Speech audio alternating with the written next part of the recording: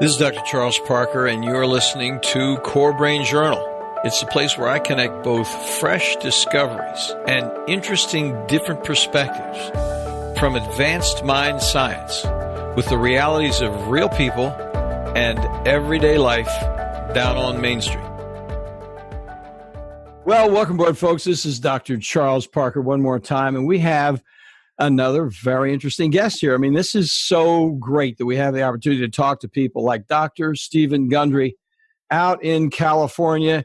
He is an interesting cardiovascular surgeon who found out some things for the evolution of humankind that it sounds like an overstatement. It sounds a little excessive, but this is what Dr. Gundry does. He's actually taken his cardiovascular experience and gotten right into what's going on biomedically in details that everybody here really needs to listen to. So thank you so much for coming on board, Steve. Really appreciate it. I appreciate you having me. So it's going to be a lot of fun. I'm going to read it. If I read his entire bio, folks, we would not have a conversation. So I'm just going to read a little bit about it. He is on one mission to dramatically improve human health, happiness, and longevity through his unique vision of diet and nutrition. He says, I believe I've discovered some unconventional truths about human nutrition, and I'm sure he has reading his material. Dr. Gundry, the Gundry MD philosophy is a radical departure from the traditional dietary, quote, wisdom, which has failed so many Americans over the past few decades. My research may offer a breakthrough for those of you who've struggled for years with your energy levels, your body, and your health, and including your mind health. If you've tried everything and nothing has worked, I'd like to offer you some hope from my discoveries and my interest in the things I'm going to be discussing today. For over 30 years, I've been one of the world's preeminent experts in heart surgery. Can you get that, folks? And he's over here talking to us about biomedical activity. My experiences took me to new frontiers of medical science. I was driving force behind major breakthroughs. You should see his CV. It'll be in the show notes, folks. He's really very interested in a variety of medical technology breakthroughs, surgical procedures, breakthroughs that revolutionize the way doctors save lives.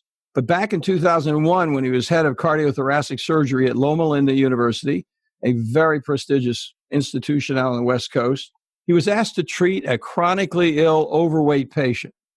And the man was considered a hopeless case. I'm not going to read the rest of this because I want him to tell you about it, folks, because it's on the edge of shocking. And we're going to introduce some new words to your vocabulary. So Dr. Stephen Gundry, tell us what happened when you had that transformational experience out there, being a serious chief of cardiovascular surgery, and you came upon this individual and it was transformative for you. So share that with us, please. Yeah, so the individual in question, I call Big Ed in both of my books. And Big Ed was from Miami, Florida. He was 48 years old and overweight. When I met him, he weighed 265 pounds, but he was diagnosed with coronary artery disease. And that basically means he had so much crud in all his heart blood vessels that you couldn't put stents in them. You couldn't do bypasses because you couldn't land any place. And this guy, like many people, would go around the country. He'd go to various medical centers and find a surgeon or a cardiologist who was crazy enough to take somebody like him on. And I'm one of those crazy people. So he was making his rounds through the United States, and everybody was saying, nope, nothing we can do for you, go home. And they spent about 6 months doing this. And he wound up at Loma Linda, and I look at his angiogram, the movie of his heart from 6 months earlier, and I say, I'm not going to help you. I agree with everybody else. I'd love to help you, but no. And he said, well, look, I've gone on a diet in the last 6 months and I've lost 45 pounds. Now, this is a big guy talking to me. And he says, and I went to a health food store and I bought a bunch of supplements and I've been swallowing these supplements. He actually brings in this shopping bag.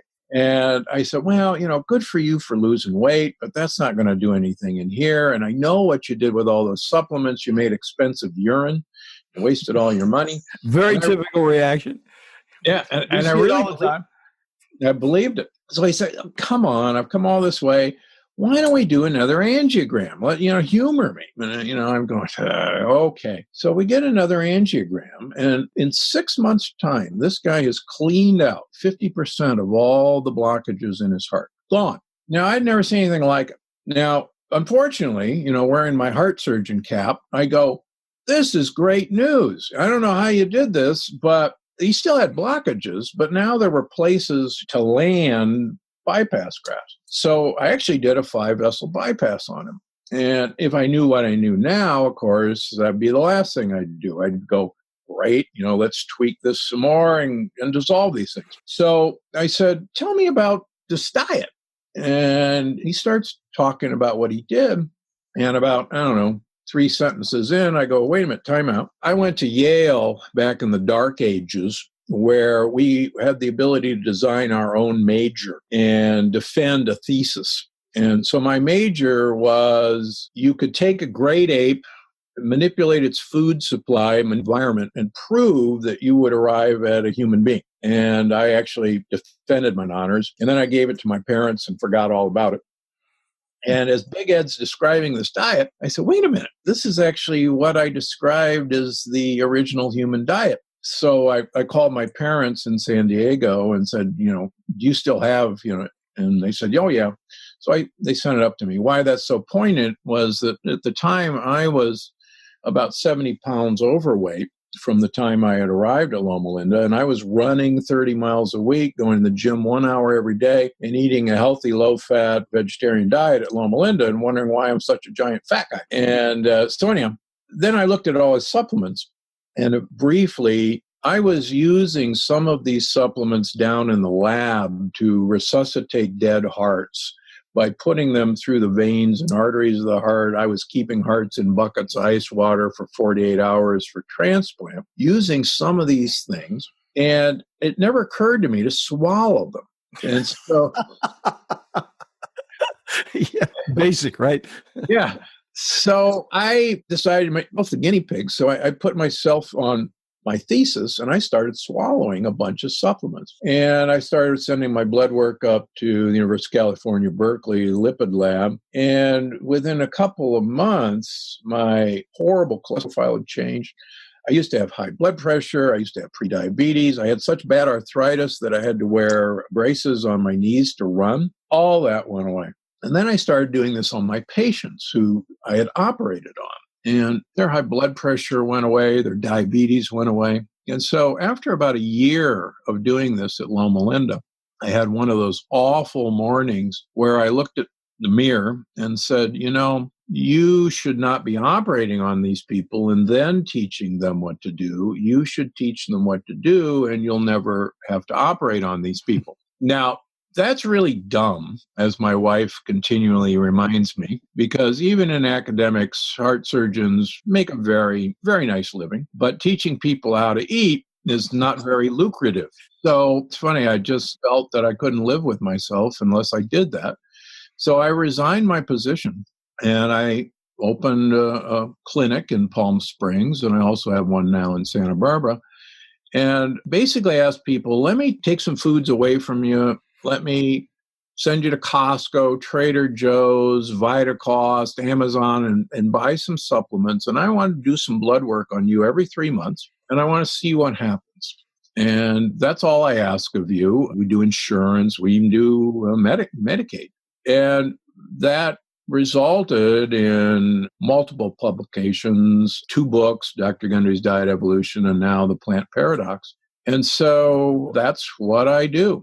And every day, though, I'm still like a kid in a candy store. I actually have office 7 days a week. I work on the weekends because I can't wait, to see somebody new take control over their health. And I know that's what probably drives you, and there's no better feeling. Yeah, I totally agree with you. People say you're a workaholic. No, I'm not. I'm having a good time. This is play for me. So yes.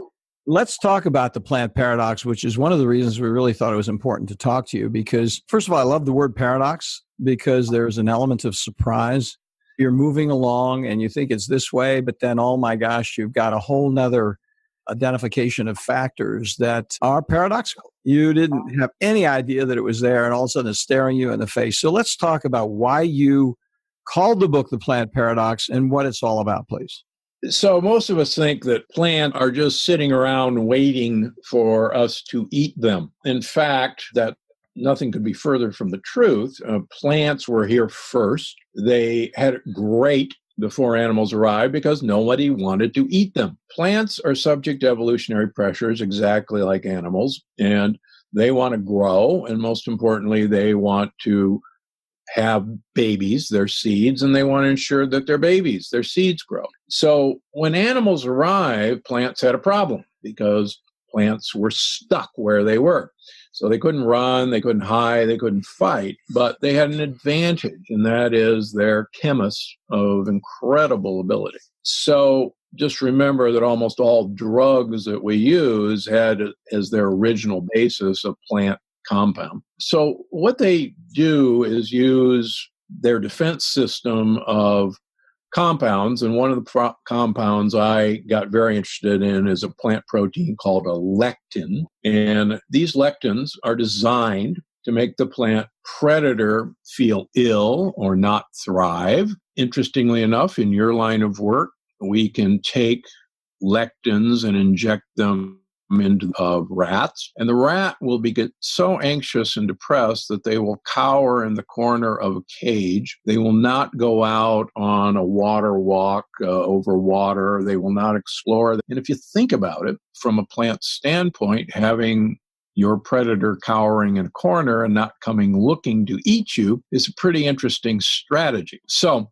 we know that their plants originally predator was insects, and lectins are capable of paralyzing insects, and that was the original system. And one of the things I want everybody to think about is, to a plant, we're just a giant insect, and it may take a whole lot longer for the effect of these lectins to have an effect in a giant animal like ourselves.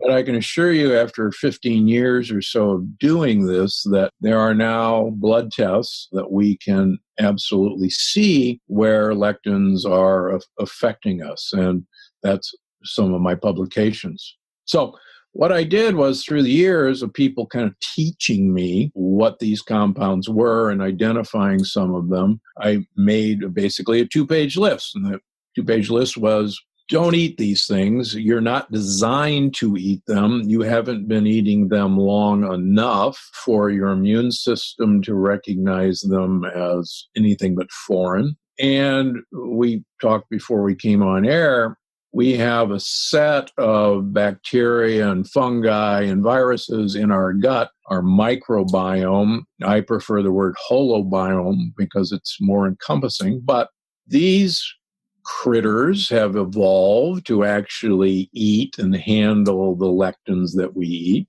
For instance, happens to be a lectin.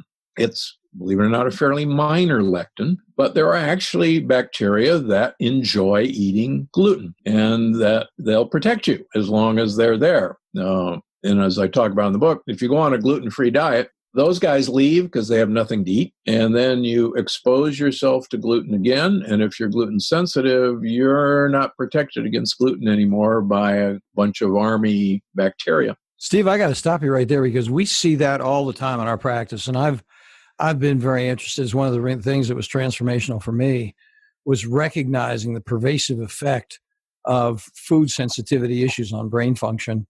And it's quite belatedly in my career, but nevertheless, I was happy to do it, because that is one test that we do so repeatedly in my practice.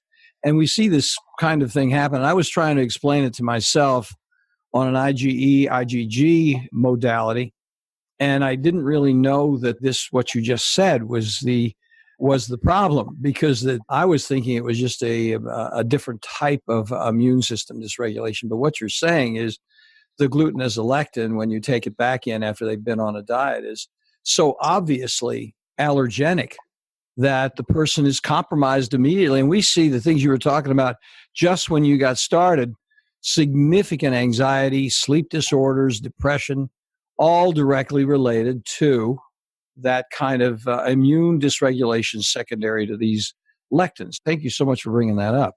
Like I say, I'm just a dumb heart surgeon, but luckily my experience at Loma Linda, I was a transplant immunologist and a xenotransplant immunologist. I wanted to fool the immune system. What's a xeno? Please explain that, please, if you will. Yeah.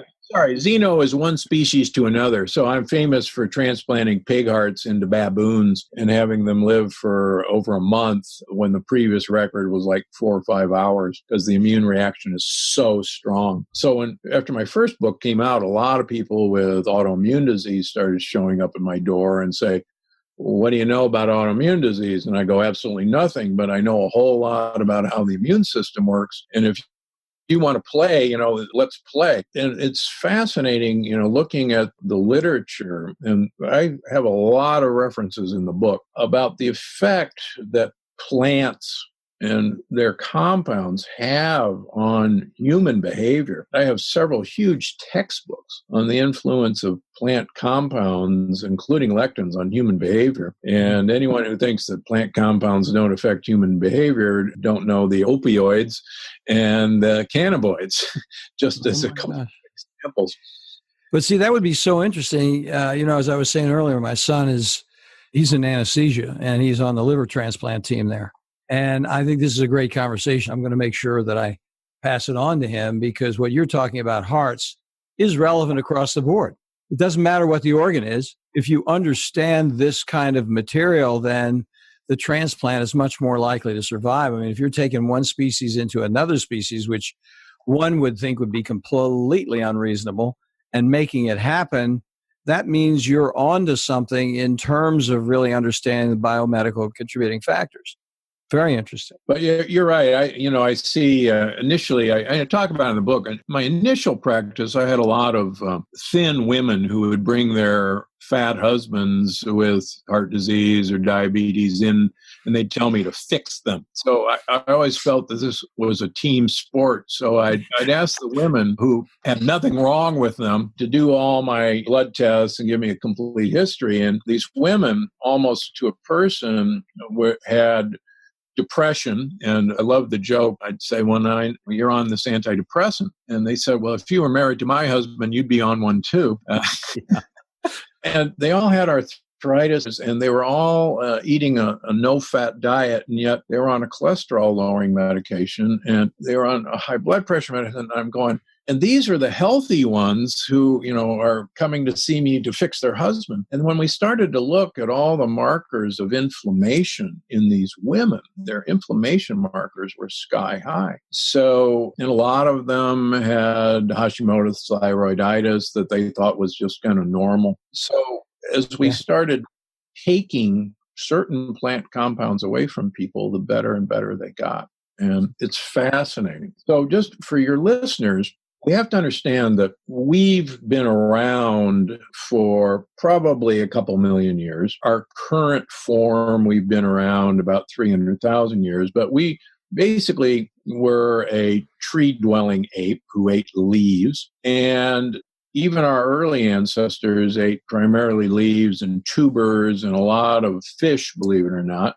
And then, of course, we started eating big animals. But it wasn't until 10,000 years ago when agriculture started, where we started eating two foods we'd never encountered before. And those were the grains and those were beans. And we didn't eat them because the lectins are so toxic that we can't eat grains or beans without cooking. The most potent poison used in espionage is ricin, the white powder we send to our elected officials, and that's the lectin of the castor bean. So those are two new things in our lectin that we've been eating for 10,000 years. What's equally interesting is that all of us in America are not from America. We're European, Asian, or African. So that means none of us, none of our ancestors were ever exposed to an American plant, to an American lectin until 500 years ago when Columbus started trade. And some of our most beloved foods are some of the biggest troublemakers that I see in our practice.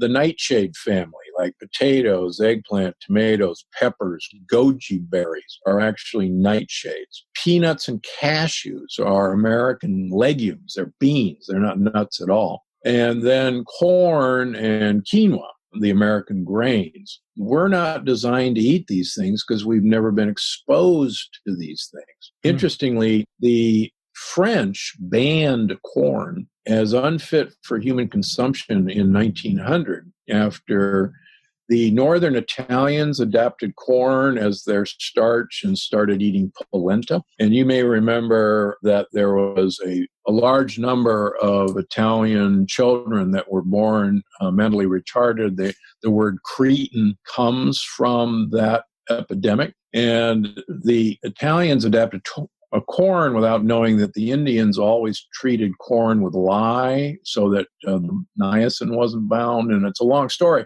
But the French knew that corn was so dangerous that they banned it. And that's why if you go to restaurants, even in France today, it's rare to ever see corn on a menu. I'll be doggone. That is so interesting.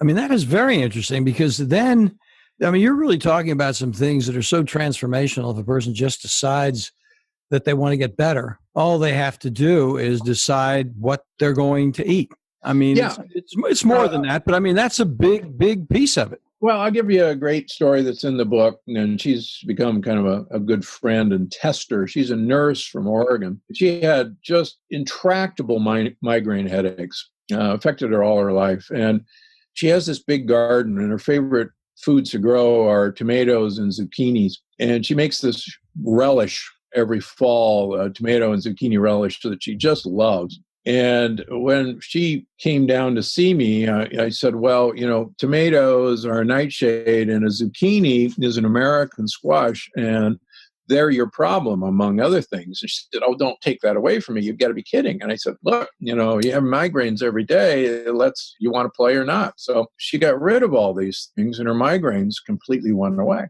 So after a year or so, she says, you know, this is great, I'm wonderful, but I sure miss my zucchini and tomato relish. And I said, let's do an experiment this fall. I want you to can half of your zucchini and tomato relish in your regular canning device. And the other half, I want you to pressure cook and can. Pressure cooking will destroy all lectins except gluten. It will not destroy gluten. So we did that experiment, and sure enough, she took a couple bites of her traditional canned zucchini and tomato relish and got an instant migraine. So she waited a couple days, and then she went for her pressure cook stuff, and no more migraines. So I've used her as one of my, what I call in the books, a canary. She reacts really very instantly to lectins. She's got her relish back, but she has to pressure cook it. Well, you know, some people are like that. In discussing it with some people, I mean, it's like you hit them with a 2x4 and it doesn't hurt. And then other people have that exquisite sensitivity that you're describing in this woman. And they're great markers because they teach you how to really be more alert to these things. Because if it's happening to that one person, the next question is, how does that apply more broadly to the general population, which is where you are with the conversation? So what these people have taught me, and I luckily get to see a lot of them now, but number one, I just did a thing on Instagram last week. It was International Women's Day. And one of the things I learned in my practice, number one, surgeons are famous for not listening to anybody. We just charge right in and do our thing. Incidentally, I actually did very well in psychiatry in medical school, and actually was up. You're a natural. You're a natural. I was going to say psychiatrists do the same thing, but that would have been a little disrespectful. But you know, it's like once you see the appearance of a person, you make the diagnosis and you throw it at bipolar and it's all done. You know, it's like this is the problem with stigma for mental illness is because people are judging human beings so superficially and so incorrectly that no one trusts the system. So then I don't want to see a psychiatrist because they're just going to get loaded, locked up, and shoot me on something that makes no sense whatsoever. Sorry to interrupt, but that's really that's so true. No, you're exactly right. It's very true. So I actually sent out a little message when the receptionist says the doctor will see you now. Make sure that the doctor hears you. So it turns out that listening to people's complaints, and then I could actually see on blood tests that their complaints that other people were just saying, oh, you're perfectly normal, this is all in your head, and I'm going to send them to see you. In fact, it wasn't all in their head, that most of it is in their gut. And this is I like to call it leaky gut. I used to think the leaky gut didn't exist. It was just this silly little term. And now I think it probably exists in more than 90% of us, and we can measure that, and we can affect it and see what happens when that stops. So true. So, now I'll give you another example, which is fascinating. There are animal experiments that show that lectins can climb the vagus nerve, the large nerve that we used to think the messages from the brain down to the gut. It can climb the vagus nerve and go right to the area in your brain called the substantia nigra, which causes Parkinson's, and destroy the neurons. Now, if you think about it from a plant standpoint, if you can't walk or have a tremor, you're a pretty bad predator. Now, that sounds crazy fantastic, but there are now studies that show that people who've had a vagotomy, where the vagus nerve has been cut, which was the old way we used to treat ulcer disease, lots of these people who've had a vagotomy have a 50% less chance of Parkinson's than age-matched controls, all because the vagus nerve was cut. And now, let me interrupt you. This is so interesting. How in the heck does lectin travel up the vagus nerve? Do you know anything about that? I mean, to me, it'd be a big imponderable question, but I'm sure people are wondering. Well, it turns out that you and I were probably taught that the vagus nerve primarily lets the brain talk to the gut. We now know that for every fiber coming from the brain down to the gut, there's 9 nerve fibers going from the gut up to the brain. As you know, the gut is the second brain. There's more neurons lining the gut than there are in our spinal cord. And absolutely, particularly women who have a gut instinct or a gut feeling are absolutely right. We now know that the microbiome themselves can transmit text messages to neurons in the brain to tell them how things are. So they've actually watched, lectins are proteins, and proteins can be transported from nerve cell to nerve cell up. I didn't know that. That's wild. Yeah. That is totally wild. And, I was thinking the cytokines were crawling around inside, but now you've got protein crawling around inside. Right. These are all chemical messengers, and cytokines are protein chemical messengers. So the idea that a plant could possibly want to defend itself and has... Now, did they think of this the way we think? No, but the plant that comes up with a strategy that ensures its survival or its baby's survival or ensures that its predator isn't a good predator is over the period of time going to win. And that is so interesting. Now, let me ask you a little bit of a different question, but it's somewhat parallel and it includes the word paradox in it. And a guy like you probably knows the answer. I don't mean to put you on the spot. It's a little bit off label, as it were. But there's another thing that I'm interested in, which is because you're a cardiovascular surgeon, is the calcium paradox on K2. Now, that whole paradoxical element is quite interesting. Is it referential in any way to this immune system dysregulation? Does K2 have something to do with that entire complexity of problems coming together? Yeah, that's a really good question. I just got a paper accepted for the American Heart Association meeting in May in San Francisco about a measurement of autoimmune attack on the lining of our blood vessels. And it talk about this in the plant paradox, but we've recently had a new test come out that makes a very strong case that attack on our blood vessels is an autoimmune attack against our own blood vessels. And it's something I discovered working in a children's heart transplant, where these kids would develop coronary arteries after many years. And the coronary artery disease that they developed looked identical to what diabetics get in their blood vessels. It's all the kind of just diffuse crud. And when you look at it under the microscope, you can't tell the difference. And we knew that the kids had a immune attack against the blood vessel because the blood vessel came from the donor. Mm-hmm. And here we were seeing it in diabetics, and I put one and one together and said, son of a gun,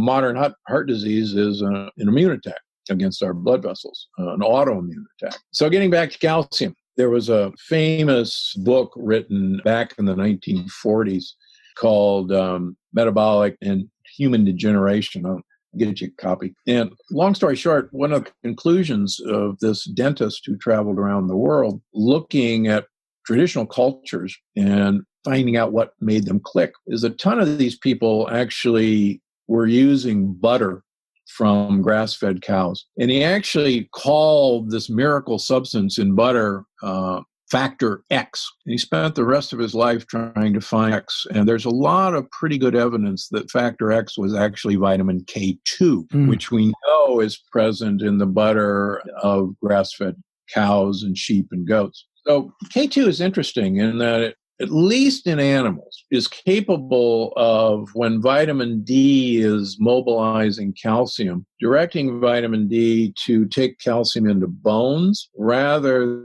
than into the cells of our blood vessels. So it's not been duplicated in humans, and I don't think the trial could ever be done because it would have to be too long a trial to see any effect. But the animal data is enough that I take vitamin K2, and I recommend my patients take it. I also take actually very high dose vitamin D, and it's a long story, but vitamin D toxicity is incredibly rare, if it exists at all. I run my vitamin D levels greater than 120 nanograms per milliliter, and I have for 10 years just to prove I'm not dead. I've been dancing around that one. I've been listening to the vitamin D guys for a long time, and I was thinking, okay, 60 is okay. I know 30 is ridiculous because it's kind of LabCorp medicine. But, you know, when you get up, I was reading the guys, I think 60, 80 was okay, but you're taking it to another level. And let's talk about why you do that. What's your reason for that methodology? Yeah, two good reasons. Number one, almost all of my patients with autoimmune or irritable bowel, leaky gut have very low levels of vitamin D. And vitamin D, among other things, there's a set of stem cells that line the wall of our gut that are sensitive to vitamin D.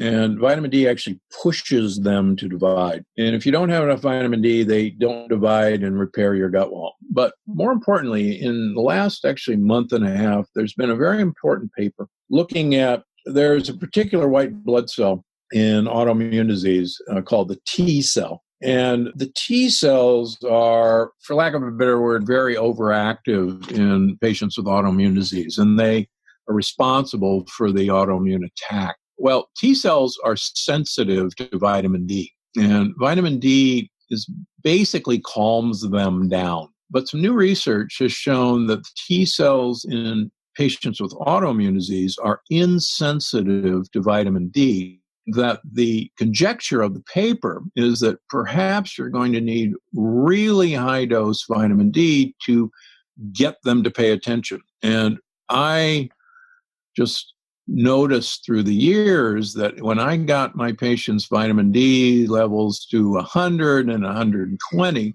then I really start seeing their markers of autoimmune disease dramatically decrease. So I think there's something here. I'm trying to get people over the fear of vitamin D. Now, I'll give you a personal example. About 10 years ago, I had an older couple in their late 70s who came to see me, and we measure vitamin D levels on everybody. And their vitamin D levels were like 270. And I'm looking at this, and the first thing I do, I'm looking across at them. And the first question that comes out of my mind is, why aren't you dead? Right. Because everybody knows that's toxic. And so then I'm going, how long do you take a lot of my vitamin D? They say, oh, yeah, it's incredibly, it's a youth drug. And, I'm kind of looking, yeah, really? And I said, how long have you been doing this? Oh, all our lives. And I said, really? And I said, do you have any tingling in your fingers? Your toes numb? No, why? And I said, well, you ought to.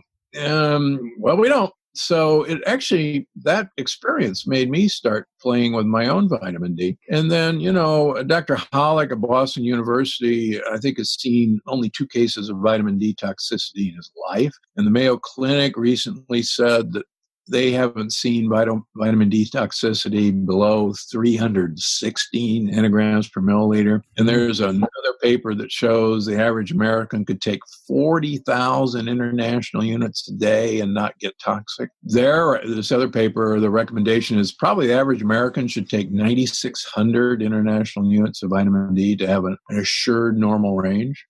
Wow. So one last thing, speaking of longevity, there is a recent paper that shows that in humans, the higher their vitamin D level is, the longer their telomeres are, the little guys at the end of corpuscles, and the lower their vitamin D levels are, the shorter their telomeres. And telomere length is a marker of, longevity and youth. So these wonderful patients who were sitting there with a vitamin D level of 270 taught me a great deal. So interesting. Now, speaking to the physicians who are listening, and all of us physicians out there in the world are interested in the CYA. And all the physicians who are listening know exactly what I'm talking about. And if you're a listener that don't get it, send me a note. I'll tell you what a CYA is. But the bottom line is, what would be the protocol for an informed professional to assure that they're in safe limits with a patient that they're working with? How do you follow? So I get a vitamin D level, and I start them on 5,000 international units a day, and I give them at least 100 micrograms of vitamin K2. I don't really care whether it's MK4 or MK7. I have a mixture myself.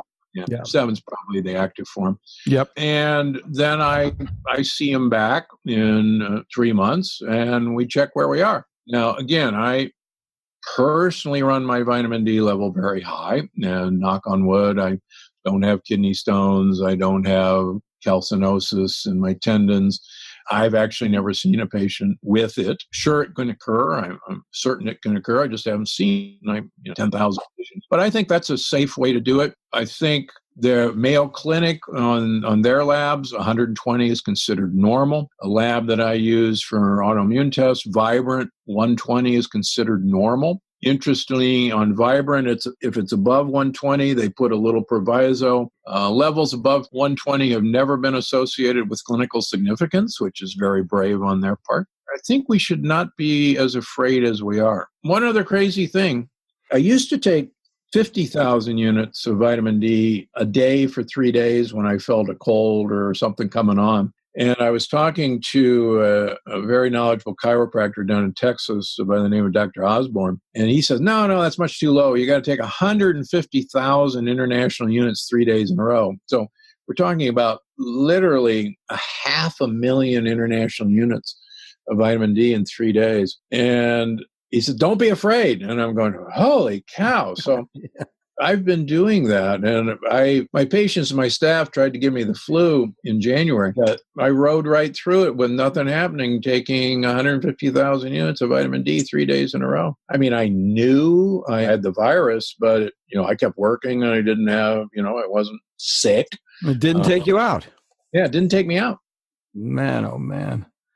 This has been a fantastic conversation. I really hate to wind it up because you are such an interesting guy and you're so easy to speak with. You have such an authenticity to your presentation. And I love the fact that you're quoting the data. We're really data mongers over here. We think that, if we're going to be talking these things outside the box, let's get some evidence. Let's lock it down. Let's put the data up. And I think it's really important. I'm name dropping all the time.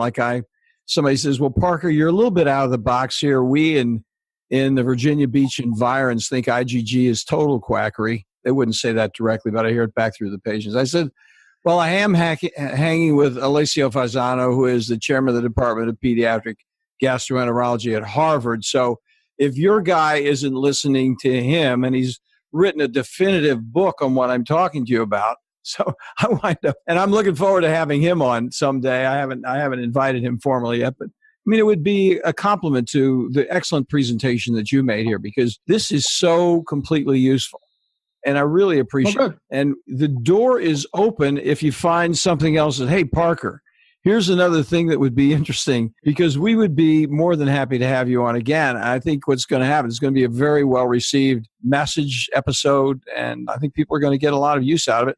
And I'm going to run right out and get the book. I haven't read the book, and I really need to read the book and get on top of it because we're really singing from the same hymnal, and I got to get with your hymnal. Mine is insufficient. I think you'll find it entertaining. It's a lot of people claim it's a page turner because of what plants are capable of, and that's the paradox. We absolutely need them to survive, but we got to be careful who our friends are. And so it's a guidebook of who do you trust in the plant world. So Dr. Stephen Gundry, the author of The Plant Paradox, and another one which will be in the show notes, which isn't in my mind right now. We really thank you so much for coming on board, and we look forward to having you come back sometime in the future. It'd be great. Oh, great. Thanks for having me. Thank you. Thanks for listening to Core Brain Journal. We're working every day behind the scenes to bring you reports that connect research benches with those street trenches. Here we share the complexity of mind science because, as you know, details really do matter. One of the most pervasive, misunderstood challenges is how commonplace medications, like those written for ADHD, are used so regularly without clear guidelines.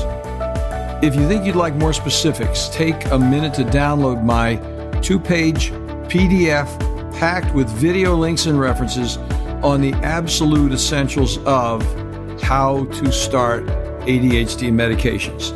They're easily available at corebrainjournal.com/start. Thanks for listening. Do connect and stay tuned. Together we can make a difference.